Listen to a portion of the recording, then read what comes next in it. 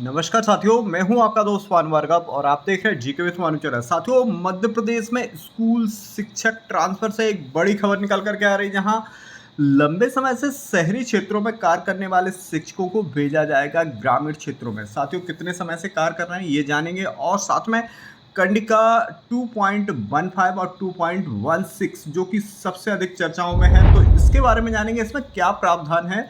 साथियों, आप वीडियो को लाइक एंड शेयर करना नहीं भूलिएगा। चलिए देखते हैं ये सभी नवीन जो ट्रांसफर पॉलिसी है उसके नियम निर्देश। साथियों, जैसा कि यहाँ पर हम देख रहे हैं कंडिका 2.4 नवीन भर्ती द्वारा नियुक्त किए जाने वाले विभिन्न संवर्ग के शिक्षकों को सामान्यतः ग्रामीण क्षेत्रों में स्थित विद्यालय में पदस्थ किया जाएगा।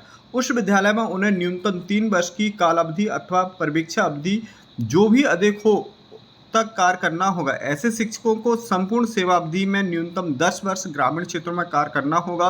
नवनियुक्त शिक्षकों की सेवा में उपस्थिति से पूर्व तत्संबंधी वचन पत्र प्रस्तुत करना होगा तथा विशेष विद्यालय में चयन परीक्षा से चयनित शिक्षकों के लिए ही शिथिलता दी जाएगी। तो साथियों, यहाँ पर जो विशिष्ट विद्यालय में चयनित होकर के पहुँच रहा है उनके लिए इन नियमों में शिथिलता रहेगी।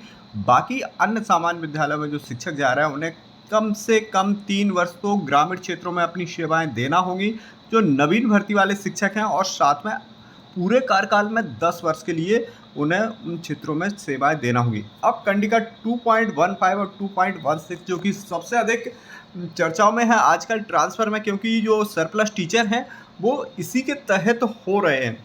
तो साथियों, जैसा कि यहाँ पर दिया गया है कंडिका 2.15 में 10 वर्ष या इससे अधिक अवधि से एक ही संस्था विशेषकर शहरी क्षेत्रों में पदस्थ शिक्षकों को ग्रामीण क्षेत्रों की शिक्षक विहीन अथवा शिक्षकों की कमी वाली शाला में स्थानांतरित करके पदस्थ किया जाएगा। ऐसे शिक्षक स्वैच्छिक स्थानांतरण प्रक्रिया में भाग ले सकेंगे। इस मापदंड के अंतर्गत आने वाले शिक्षकों कुल संख्या में न्यूनतम 10% शिक्षकों की भर्ती वर्ष के क्रमानुसार वरिष्ठता के आधार पर ग्रामीण क्षेत्रों में स्थानांतरित किया जाएगा। ऐसे शिक्षकों की अधिकतम 10 वर्ष तक ग्रामीण क्षेत्रों में कार्य करना होगा। तो साथियों, भर्ती के आधार पर भी इसका एक क्रम रहेगा, इसे भी हम जानेंगे। और साथ में साथियों, यहाँ पर हम कंडिका 1.6 भी देखते हैं। तो साथियों, न्यूनतम 10 वर्ष ग्रामीण क्षेत्रों में भी सेवा देना होगी इन शिक्षकों को।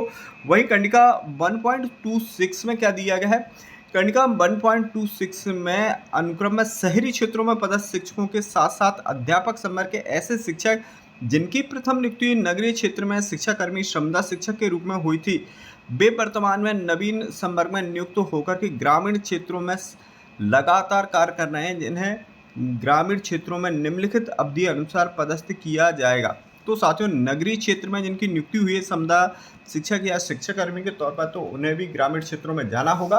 साथ में साथियों, यहाँ पर हम यह भी बताना चाह रहे हैं कि ये कुछ शिक्षक हैं उन जिन्हें ग्रामीण क्षेत्रों से छुट्टी मिल जाएगी, ऐसे भी प्रावधान किए गए हैं, तो हम उसे भी जानते हैं। पहले देखते हैं कि ग्रामीण क्षेत्रों में निम्नलिखित अवधि के अनुसार पदस्थ किया जाएगा।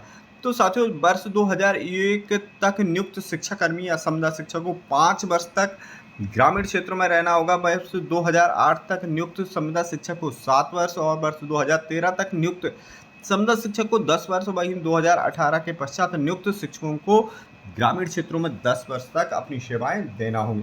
वहीं यहाँ पर हम देखते हैं जो प्रावधान दिया गया, कुछ शिक्षकों के लिए छूट का भी प्रावधान है।